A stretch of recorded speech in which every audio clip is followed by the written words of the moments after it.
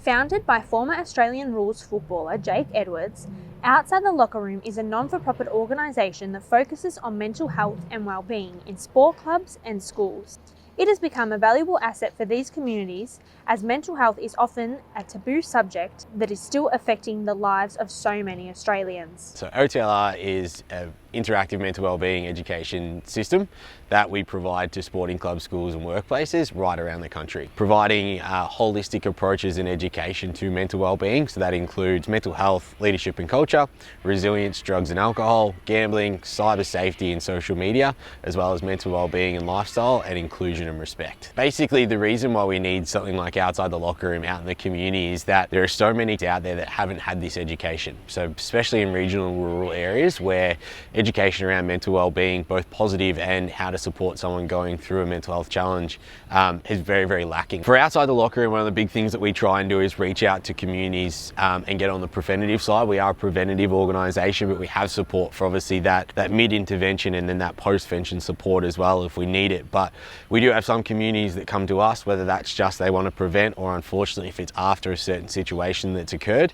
We always start with mental health. We have two people that go out to the communities. The first one's a lived experience facilitator, so someone who's gone through their own journey with mental health, and we have what we call a welfare champion, which is a trained welfare professional. So both those people we try and get from a local area, hence why we have quite a large team right around the country who are going to do that. By working with young people and families, Outside the Locker Room is helping to break down these barriers and make it easier for people to talk about their mental health.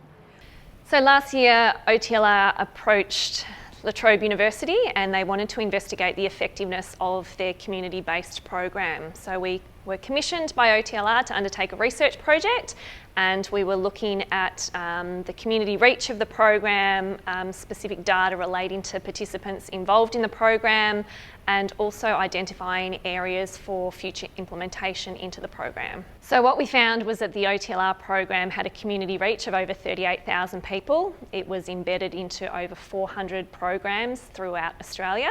In relation to program effectiveness, what the participants identified was that over 95% of them said that they would actively engage with OTLR in the future.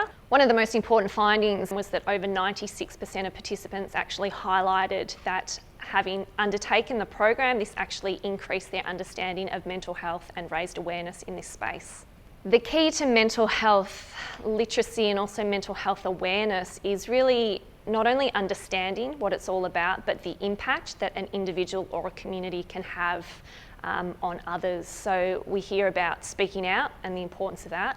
We hear and read about the importance of connection, and a lot of this connection happens in sport, which is why sport has provided a really strong foundation to start the conversations around mental health and awareness. Outside the Locker Room spans across all of Australia and strives to offer support and education for young people and their communities on a range of issues, including mental health, substance abuse, domestic violence and gambling addiction. But as their 10-year plan suggests, hopefully become an organisation that is no longer needed. So in 10 years' time, the hope is that Outside the Locker Room is no longer here, that we've provided education and given communities the tools that they can do what we do themselves.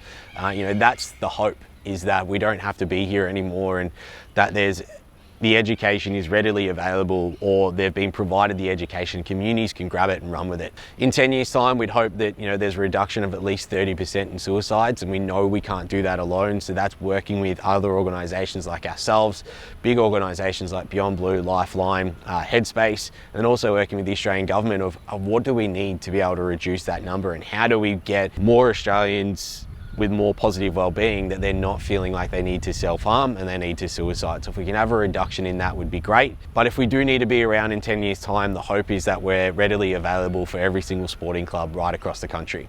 Vincia Montalto, La Trobe Live.